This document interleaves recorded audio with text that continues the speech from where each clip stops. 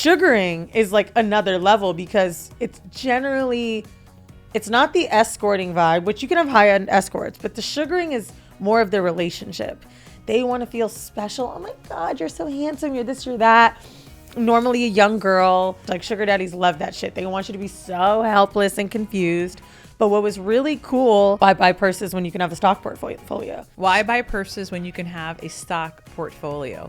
Why? Oh, because the purses aren't really the value. The purses, I mean, maybe if it's a Birkin, we've seen where those go up. But yeah, what's the point in buying a bag when you can build value? Why am I having this guy spend tens of thousands of dollars on me for these things that are in my purse when I don't have that money in my bank account? So wait, how do you tell a guy then, hey, instead of going to like, you know, Chanel and buying me a purse, can you open up my E-Trade account and transfer $10,000? So literally, that was kind of how it happened. Stop it.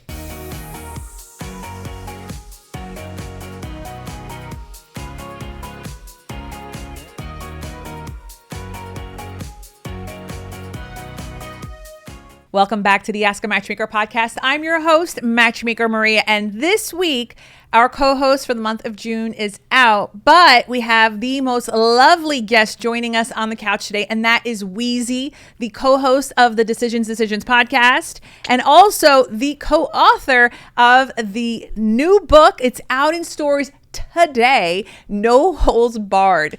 I think this episode's about to get an R rating based on what we're going to talk about today. And I'm so excited for that. Oh, do you not talk about fucking on here? We do. But there's just so much more in this. Like, I just want to kind of, is it okay before you start talking that I just kind of talk a little bit about this book? Yeah. So let's talk about the chapters in this book.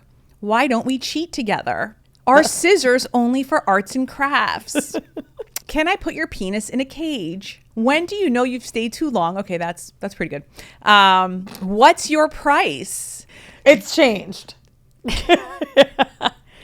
And then I like the last chapter. One of the second to last chapters. If 9 million people are here, why do I feel alone? Oh, of course, that's the suicide chapter. Yeah. Everybody has. I don't care who you are in New York City. You have a I'm gonna kill myself story. No one. I'm telling you, it is literally part of, I feel like, just this connection to the city of like misery. Like the camaraderie between people, even on a subway, is just hating everything. So you kind of go through these ebbs and flows when you first move to New York as a transplant of like, oh my God, I'm not going to make it. But once you do, it's great. You can now laugh about it and put it in your chapters. Well, have you ever had a Times Square moment in New York? Oh, wait, is that like when something exciting happens and everyone just kind of rushes to Times Square to be like, we have to live this moment together? Absolutely. When was the last time that happened to you? Was it like the Knicks winning? I think the big one for me in New York City was the first blizzard I experienced. What year was that? 2013? Maybe. No. It would be around the book. It was a blizzard and all the trains shut down 27. Oh, right. I know what you're talking about. I was really confused. It was like my first few months in New York, maybe 2016. I don't know. But basically, everybody wanted to help me. And the moment was mine. So I was in a store and I just started getting really emotional. I was like, I don't know what to do right now. And so people just start looking at me. And I'm like, I live alone. What happens if I lose electricity? There's no toilet paper here. What do I do? And all of these, like, I live in the Lower East Side. All of these Puerto Rican moms and Chinese ladies just start banding together and telling me what I need for 3 days. Aww. One of them gives me their address and tells me like to just come over. We're going to eat. I'm like, well, what if I can't walk? I don't even think I have the right shoes. Figure it out. Just get a garbage bag. Figure it out. And literally in this woman's building, she lived in a big co-op. Yeah. Everybody, and they did lose power a little bit, stayed together. They had one little laptop that some guy just had all the battery on, and we all watched old episodes of Friends, and everybody was really happy. They weren't complaining. It was just this feeling of community for the first time in my life that I realized this is a New York thing. Yeah, I think the camaraderie in New York is what lets us be more open-minded to things that you talk about in this book too, because, you know, I feel like I've had also those moments, like for instance, surviving the Hurricane Sandy. Oh, right. But wow. also I've been to big ones where like when Barack Obama was elected president, I was in the West Village and somehow we all just, I don't know how this happened. We all started marching to Times Square. Marching? Like we were just, maybe that's not the right word. I wasn't here during the pandemic. Like I left for a little bit back and forth. And when Joe Biden got elected president, I remember wanting to be in Brooklyn. I was like, I can't watch these videos right now. This is just, I have FOMO. Well, when it happens, I want to be at Times Square. I don't. Is it the real people or is it the Times Square people? So one of the chapters in the book about sugar daddies and money, my sugar daddy was very Florida guy, right? And very wealthy, had planes and owned private planes, wasn't legal, and literally was like, let's just move near Broadway when he got me my apartment. And it wasn't us living together. It was just... You're saying so many things and you're just kind of gliding over. So we need a little bit more granular here for our listeners. No. We'll get to it. Okay. But the Times Square part. Sure. I lived in Times Square. Yeah. In this apartment that my sugar daddy got me. 54th and 8th. Every single day I went to work, I passed Times Square. I don't need a Times Square moment. I'm not talking about Times Square people, though. I'm talking about Times Square moments. They're When there, something... bro. It happens like every 3 years. Mm-hmm. Where it's like, I need... people, and it's because of the movies depict it too. I feel like we've been socialized, but I mean, it happened after World War II, right? Like people just showed up and started kissing each other. Well, I think the pandemic really shifted. Like we can't even say World War II because pandemic really shifted how people interact. That's true. So I mean, even when we talk about dating, I know that's probably part of your book. I haven't finished your book, but I know just even the things that you wrote must be semi-relative to what the pandemic. Yeah, there's a whole pandemic section. Of course there is. Like did that change anything in sex? Actually, so I'm not really big into sex clubs. I like to go sometimes, but Mandy really loves, she's part of the lifestyle community. Mandy is the co-author of your book. Yes. Yeah. And I remember during the pandemic, she was like, it's less people in there. She's like, it's a little bit different. The beds are spread apart. Were they wearing masks? I actually covered on my TV show Sex Sells a sex club called NSFW during the pandemic, and they were wearing masks. And that to me was hilarious. So you just get fucked, you don't suck dick. This is why the Republicans hate us. This is why. This is what it is. At one moment, one of the camera guys, he was in his 50s with kids, and he didn't know what show he was going to be put on. So he's watching me interview, and you can look this up on Amazon Prime. It's Sex Sells Season 1, The Sex Club. I am interviewing a couple with masks on, the blue masks we get. And he said to me, I know you believe in this shit, but is this part not fucking hilarious to you? Yeah. I mean, this woman's in lingerie. They're about to have sex with someone. With a K95. Fluid exchange, not a big deal. But don't get it in my nose or mouth. What? No, the sex club shit was a gag. So I didn't mean to say it like that, but... Hey, pun intended. So you have a chapter in your book talking about sugar daddies. Mm-hmm. And you just mentioned one. So tell me more about that. How do we... Get one? How do we get one? And also, like, what can we learn from financial dominatrixes that are like, that's like their bread and butter, let's call it? Well, I wasn't a financial dominatrix. However, I can go a few ways here. So the reason we talked about money for sex in the book was because Mandy and I had two very different stories about it. So you've got circumstance and choice. Circumstantially, in her, like, you may have to have sex for money, whether it be pay rent, pay bills, whatever. In my instance, I was using the money for that, but there was a part of me that was enjoying this luxury life. Like, there wasn't this immediate exchange with this particular guy. It was very sugar baby traditional. I want you to look pretty. We're going to dinner. I want you to pack up and take photos with me when I take my planes to the Bahamas because this is where we've got to be. So I really played this role. Now, I'm not saying I never had a direct sex for money exchange, because I've done that as well on a website called What's Your Price? Seeking arrangement, all this stuff when I was young, dumb, and in college. But sugaring is like another level because it's not the escorting vibe, which you can have high-end escorts, but the sugaring is more of the relationship. They want to feel special. Oh my God, you're so handsome. You're this, you're that. Normally a young girl, I would say college age, like sugar daddies love that shit. They want you to be so helpless and confused. But what was really cool about, I think my chapter in particular is why buy purses when you can have a stock portfolio. So why buy purses when you can have a stock portfolio? Why?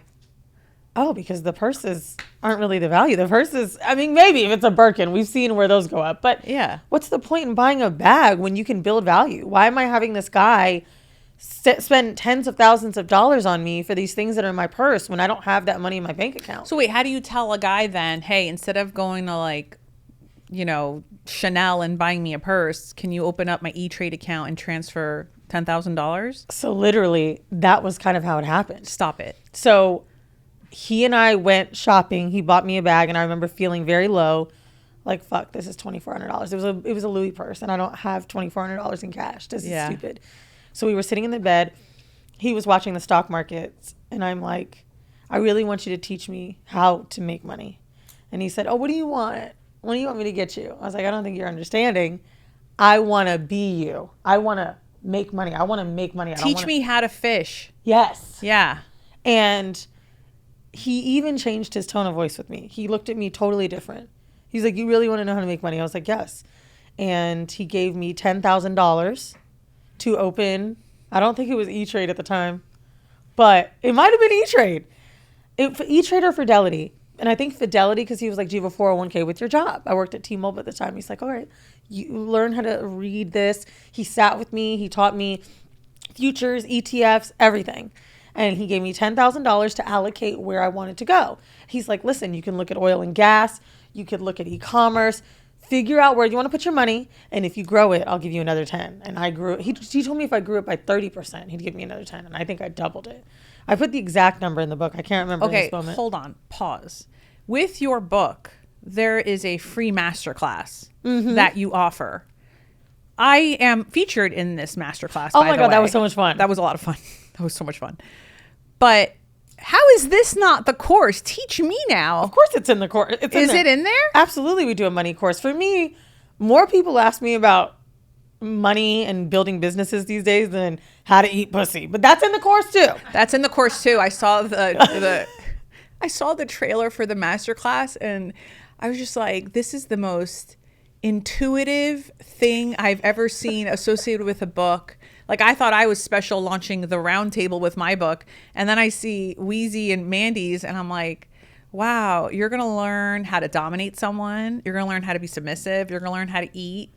How to date. And you know the reason I really wanted you a part of it was because for me, my chapters, why do you stay too long? Or how do you know when you've stayed too long? It's specific to learning from my mistakes, not my expertise. So when you open this book up and want to learn about dating, you will. But you learn about it from the failed experiences, which is how most of us learn on our own. But I felt like sitting down teaching the course, I actually tried it. I was like, I feel like a liar. I mean, you really teach people how to eat. Like, you're giving the tongue movements. Oh, you meant pussy. Sorry, Maria. I want everyone to feel very uncomfortable. I really like going onto podcasts, especially my friends. One of my friends used to have a religious podcast where she broke down the Bible. And you went on that? Oh, yeah. Like, we're best friends to this day. She's the CEO of Trap House. COO, excuse me. And on there, I was like, there's a bunch of sex stories in there. Tell us about sodomy. And she's like, oh, my God. And she's holding the Bible. For me, there is a lot of sodomy in the Bible. So much. Tell me about the gays in there.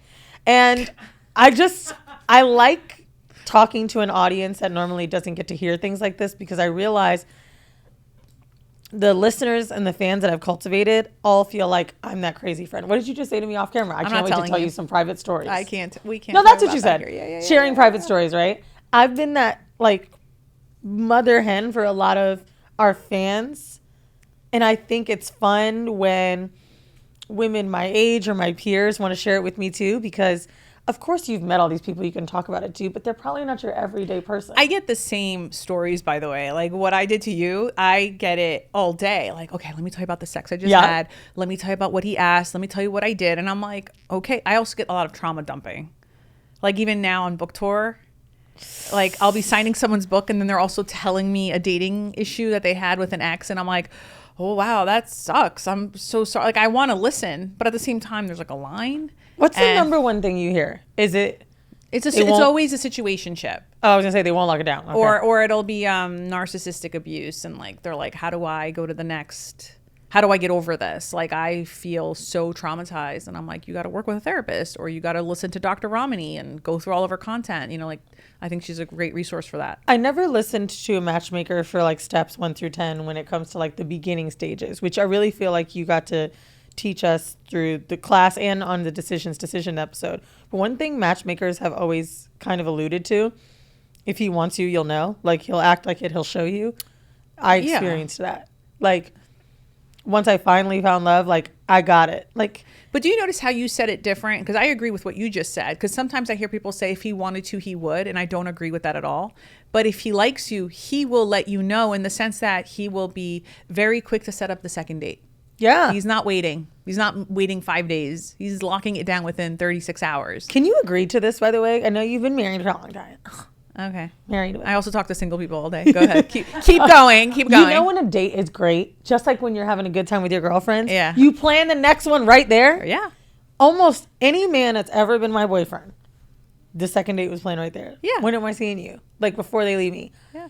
What do you mean Thursday you're busy? So you can't see me tomorrow? Like, they're just ready. I set up first dates for a living, and we also help set up second dates. I mean, I will know within the first 12 hours after that first date if there's a second date, and if they've planned it on their own or if I'm planning it. And I do the same things with my friends I really care about. Yeah. I'm like, no. Where are we going to go next? put We on the could be counter on now. vacation with the fucking pina colada in our hand. Or are we going to go to Thailand next? Because I'm loving listen, you. I had so much fun on your podcast a few weeks ago that I was like, oh, okay, When you're are we coming on gonna do it mine. again? We're doing it now. Let's set it up. June 4th. Yes. Okay. So anyway, I want to go back to this sugar daddy that you sugared. I don't know what the right terminology is here. So that people, it's So called he gave you money. sugaring, I guess. He gave you money. He did. So that you can invest it. Mm-hmm. Did he give you money again? Yes, did you he grow did. it? He was so proud. And I will tell you this. I think the reason my situation worked out different, maybe throughout the time of our relationship, maybe $250,000 I've gotten from this man. From my apartment was $6,000 a month. That lease was a year and a half. How do you tell a guy, I need you to pay my rent? You don't. You just look hot. So, first off, you don't tell like a guy you want to date this, right? That then turns into something more committal.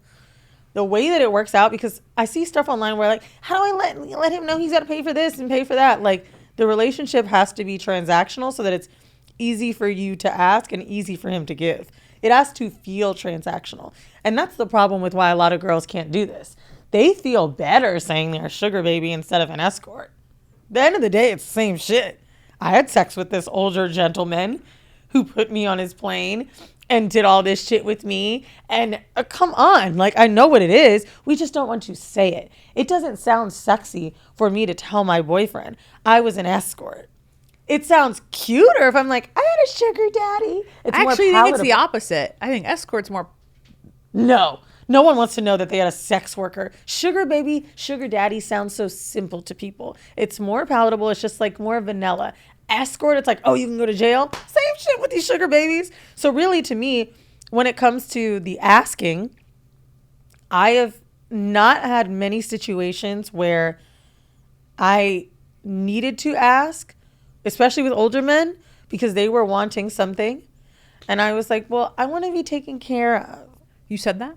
Yeah, like if like not with this guy, but in the past for sugar daddies, I would say I want to be taken care of. But they also want to take care. It's not like they're also willing participants in this transactional relationship. Right. Like, you're not tricking them into anything. No. This isn't about stealing from a guy or trying to be coercive. Like, this is them wanting something that you're excited to give for an exchange. And that's why I said there's circumstance and choice. I made the choice to have all these bags and this apartment from this guy. I had a good job. I made, like, at the time, $80K a year. I could have gotten my own apartment, but I didn't want to. I wanted to be on 54th Street in the 44th floor. But when it comes to, if you have to ask in the exchange, to me, the flat out asking isn't necessarily the most generous sugar daddy relationship in terms of, like, it may be more cut and dry. I want XYZ done. Like, and then seeing their reply. Yeah. For me, this relationship was more about like a boyfriend and girlfriend experience. Yeah. That's why it's a lot more difficult to ask. You have to like use play around You have to also words. play the part. And some women will also tell you, you should be flat out asking. No one wants to be treated like they're a trick. And the girl doesn't want to be treated like a prostitute. So he doesn't know how to say to me, I would love to give you rent money to fuck you. He doesn't know how to say that. And I don't know how to ask for that because we're both playing this game. So that's why things like take care of me. Oh, I like this. Like starting off with something small, like let's just say it's a second date. Oh, I really want to look hot and sexy. I'm thinking about this dress. Like starting off with the little bit of pieces. I'm gonna do this on my husband. And then even though we have a shared joint checking account, I'll be like, babe, don't you think that these lubes would look really good on these feet? It would. And like, I want to walk around naked for you in them. Yeah. So with the sugaring chapter for me, the crazy thing is, had this apartment. He let me and my friends get on his jet. It's so funny. I'll never forget one of my friends said flat out when they got on the plane. They would always tease me like, he's so ugly. He's so ugly. We were sitting on there. One pilot we're looking at. It's only 6 seats on the plane. He's not even there. And he goes, it's my gay friend. Bitch, I'd suck his dick too. I get it. I was like, but I'm not sucking his dick. No one believed I wasn't fucking him. I fucked him toward the end of it because I wanted to. It started to become a turn on for me that like, I would go to places like back in the day, like a Catch or Tao, and I'd be this young, cute girl, and everybody was going there back in the day. Yeah. And they're like, is that her dad? No. I remember he took me into a store. I feel like it was something basic like Nike. And there was a bunch of young black men that worked there. And they were flirting with me. And then he came around and they were still flirting with me because they're not imagining I'm with him. Was he white? Yeah. Yeah. And he comes over, he touched my waist and they got shocked. And he was like, yeah, I'm her daddy. I was like, oh, you like this? And it's like, it wasn't embarrassing to me because I thought it was hot. I was just like, oh, I'm that pretty. Now, sure, you could be listening to this and think, how insecure. At the end of the day, everyone has a fantasy. I don't know one woman that's in another life would have wanted to jump on a pole for an amateur night. Like, we like sexualizing ourselves sometimes when we can own it.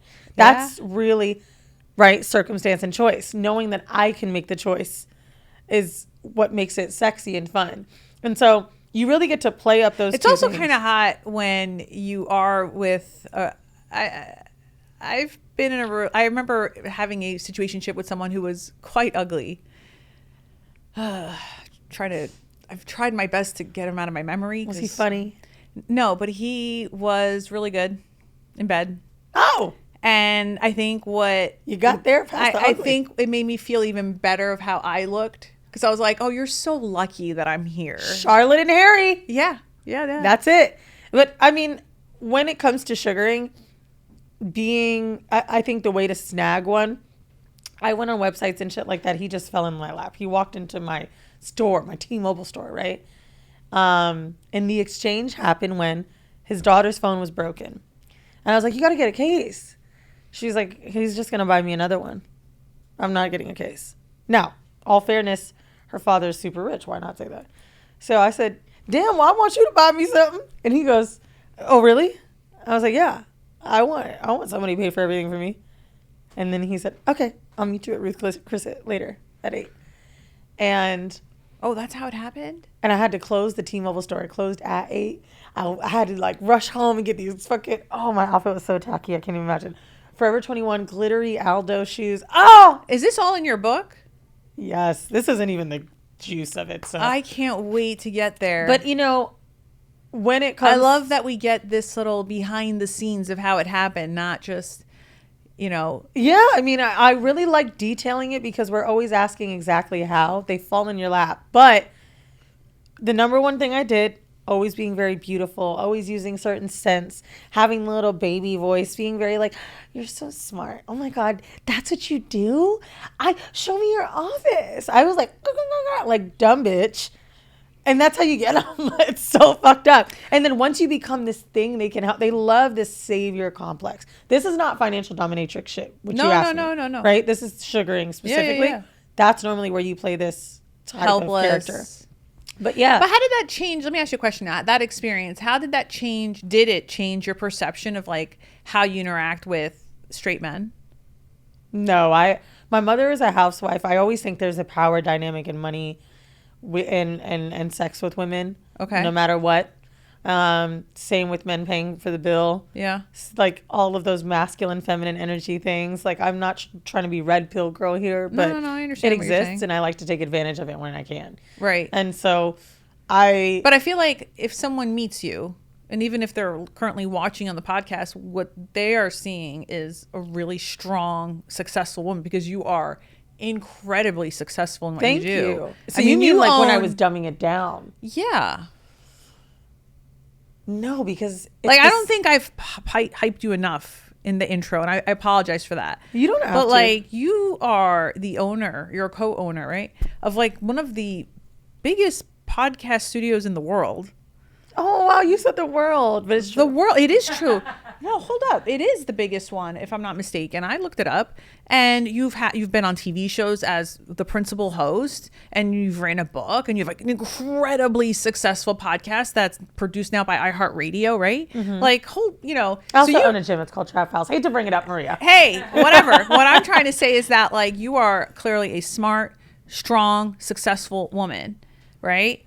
But you played a different role for that to happen, and I'm wondering, well, how does that change how you date after that? Because sometimes you can date different people to have those experiences. I certainly did that when I was single, and there were moments where I was like, oh, okay, yeah, those kinds of men exist. It's like when you watch. I'm sorry, I want to say go. It's like when you watch, like, this might be relatable. If anyone here has ever watched like TBS, like 9 back-to-back episodes of Law and Order SVU, and then you go on the New York City subway and you're like, who here is a pedophile? Because like that kind of wraps with your head all day that like I've been just watching this crazy show back to back of like criminals in the city when really everyone's just going to work. I'm sure there's at least one there though. No, you're right. Like, I guess for me, the thing I could relate to the most of it, not bringing it back to the book on purpose. No, please bring it back to the book. That's what we're here for. That's what PR trains you to do. Yeah. But I have a chapter all about submission and how in BDSM, we talk about this in our pain section. And pain includes an abortion story, an assault story, and also BDSM. So in BDSM, my submission, I've always thought to the average listener, it looked as weak. My co-host is more dominant than me, talks about a lot of scenarios of dominating men. And when I talked about submission, I would see I was getting the opposite response. And what I detailed in the book was like everything I wanted, I asked for. Like, I had a dom do all this crazy shit to me, spank me, slap me in the face, walk me on a leash. That was me asking for it. Right. There's so much power in knowing exactly what you want. And I literally played the game. Like, of course I'm smart. Like, this guy thought I had a fucking Paris Hilton voice and I didn't. I really massaged my way into being that girl. You can't go to the sugar daddy and say, I want to start a business. Give me $10,000. I want this. They don't like that shit. They want it to be all sweetsy and whatever. And the other thing I had him do that really put him and still kept him in a position of power in his head, teach me. Like, it's literally A to Z sugar baby land. If you're a smart one, it's to me, and I've got some friends, the dumb ones get the clothes and all this shit, which I did for a little bit because I really wanted to make my way into thinking I could feel that he enjoyed fixing me. Like, there was a place he wanted to take me specifically. I want to say it was Monte Carlo. I had already been there. And I was just like, what's it like? Is that south of France? Oh my God, it must be so nice. I fucking went. But whatever. Every time he took me to a restaurant, this is so, now I wasn't like, damn, is this filet mignon? I ain't do all that, Maria. I'm just saying, like, the way she said the word filet mignon. Capriccio, beef Capriccio. I wasn't that girl, but I also was just bright-eyed because I knew he enjoyed giving experiences. I was tailoring to what he liked. So by the time I would become this girl that was too much boss bitch independent, I want to have my own socks, I had to like take it down a notch. And I knew what I had to do. I've been a seller since I was dating him. I moved to New York to sell corporate sales and corporate tech sales. And like, I didn't give a fuck that they thought I was just, everybody in the office thought I was number one at selling because I was a girl. There were so many hotter girls in the office than me. I'm not bigger tits, cuter, whatever. I'm just that bitch. I know exactly how to play every single game that I want to play. My friends tell me all the time, if we're missing a reservation, if we're late to something, I'm be like, we'll get it. I can get people to do whatever the fuck I want. I really believe this. I talk it, I live it, I walk it. And that's exactly how you have to act. It can't be like, how is he going to give me this? When is he going to give me this? You need to become a life coach. Oh, I hate when people say that. You didn't hear it. You didn't hear it. But even the producer in the room was like, yeah, yeah. Please, that is, you don't understand. It's not even about the life you've led and live and all that stuff. It's like the mantra of adaptability. And I think that's like so fascinating. I'm in awe of watching you speak with zero judgment, by the way. Like, there's none of it. It's kind of like, you know why you don't inspiring. have it? Because you can tell I'm not ashamed. Well, yeah. The stories that we hear sometimes come with like, you see body language changing when I did this and when I did that. Like, a lot of shame surrounds how people are viewing you. Now, when I can sit with my chest proudly and said, I did XYZ, this is why, like, it's why we respect Kim Kardashian. I don't think I don't know enough about her, to be honest, but I don't think you do anything that's not also having another willing participant. True. So why should you be ashamed? Like, there are men who like to be the savior. And some people marry those men and they have that kind of life, transactional and helpless, for the rest of their lives. That's a really hard, if you're not that person, that's a really hard mask to wear. But this doesn't look like women empowerment. This is not how women view empowerment. They don't view empowerment from taking. They don't view empowerment from being submissive. Do you think that's wrong? Do you think it should be viewed as empowerment? Yes, all of this is. This is why I celebrate sex work. Like, we're sitting here saying this woman is so terrible because she did XYZ or she's stripping. It's like, so she can't make money in this way, but it's better because you did it the right way. I watched an interview with Heidi Montag. Is that how I say her last name? Yeah. And shit, it's a really famous pundit. I don't know who it is, but basically she's like, you think it's good to make money just being famous from being famous? Like, you appreciate that? Because I feel like it would be better to, you know, get it the harder way, working through the family business, like, you know, starting small. The pundit said that? Yes, it's honorable work. And Heidi was like, so okay, jealous. What a hater. That's your path. It is a lot of jealousy. Let me tell you. Because like on the hater, right? Like, there are other industries, let's call them, where people also sell their bodies. Athletics, military. The difference is that athletics and military, that is predominantly male. Yep. Right? Wow, I didn't even think I was about to do a down with the patriarchy monologue here, but that's what it is, right? Like that's what we're selling here. Your body's a commodity. Your body's a commodity, just like it is for the military, just like it is in sports. It makes me kind of sad sometimes and I learned a lot about the hoe hierarchy through... The hoe hierarchy, is this also in your book? I think it might be. We reference it a lot on the podcast. I'm sure one of us probably touched on it. What is the hoe hierarchy? So a friend of mine named James, straight dude, was watching a Cardi B interview where she was like, I was never a fucking streetwalker escort. I was just stripping. He was like, oh my God, this is the whole hierarchy. Like, she's better than the girl that was selling pussy on the street because she sold it in a club. Like, because someone looked at it instead of fucked it. Like, look at the ways that we're trying to figure out how sex work goes. And honestly, I've done it even. Like, I remember someone said once I was a prostitute, I was like, I was a sugar baby. Like, yeah. But then again, I definitely got money for, like, it's, sure, I could judge the girl that's wearing the fishnets and the heels and walking down the street. But this is circumstance. Maybe I had a better lead in life to where I could get the sugar daddy. Who knows? Right. You know, I love that you make the distinction, though, between circumstance and choice. I think that's very... I think that is actually what changes perhaps the acknowledgement of shame for some people. Melania Trump. We judge her less in certain ways, right?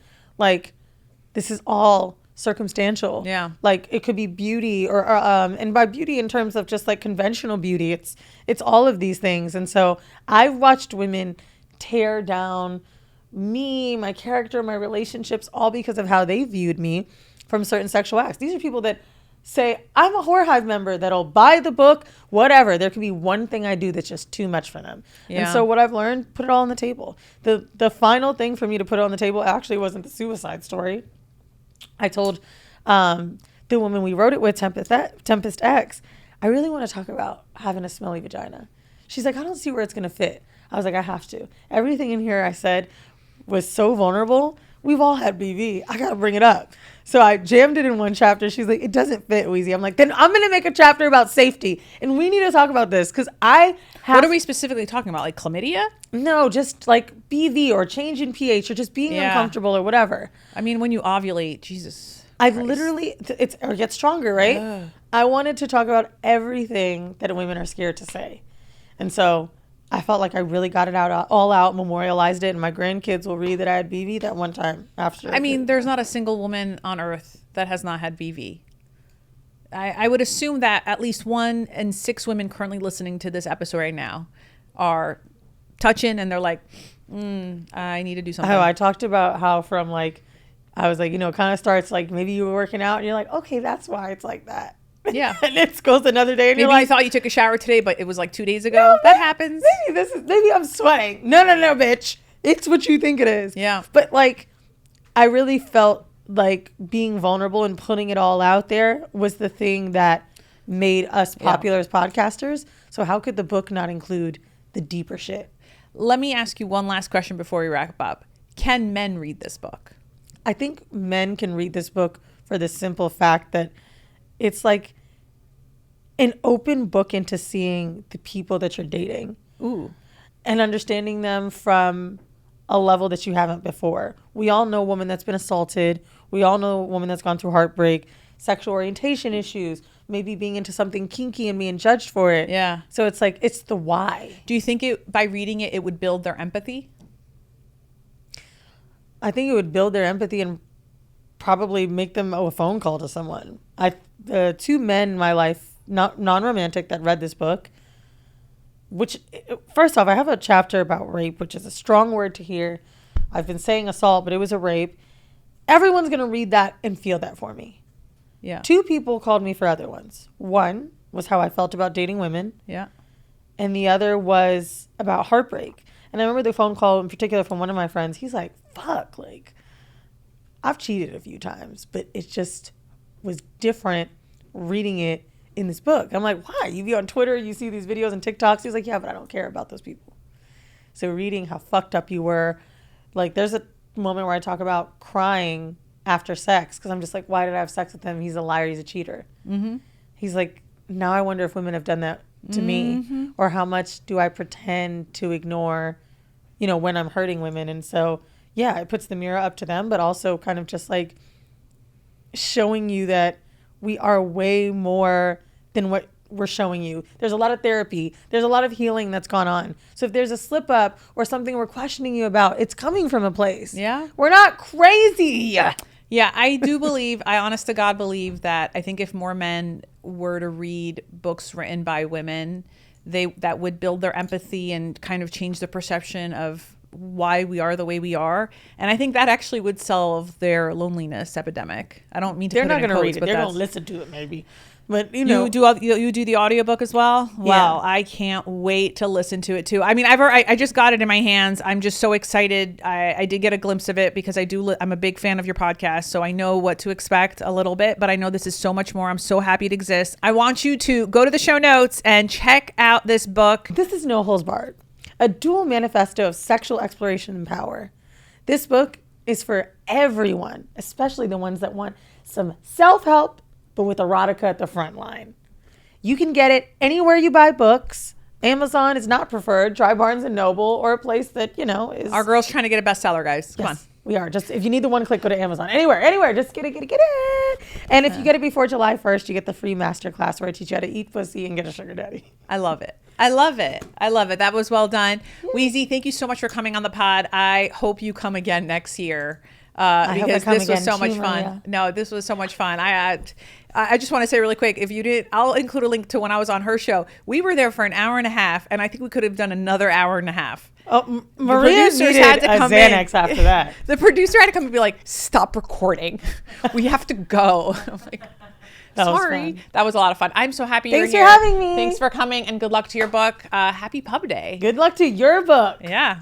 2 for 1, guys. Just get them both. Come on. All right. That's it for this week's Ask a Matchmaker episode. Next week, we'll be back here with Joyelle Nicole Johnson. Can't wait to have you here. While you're here, don't forget again, buy the books, buy Ask a Matchmaker, buy No Holds Barred. Go follow Weezy on the show notes on Instagram. And of course, if you don't follow me, well, that's really weird. How are you listening to my podcast? Who told you about this? And if you like this, comment on the YouTube, 5 stars, give lots of love to Weezy in the YouTube comments. I know she'll love to read them because we do read them. Yes, we do read them. Cheers. Be lovable, but more importantly, be likable. See you next week.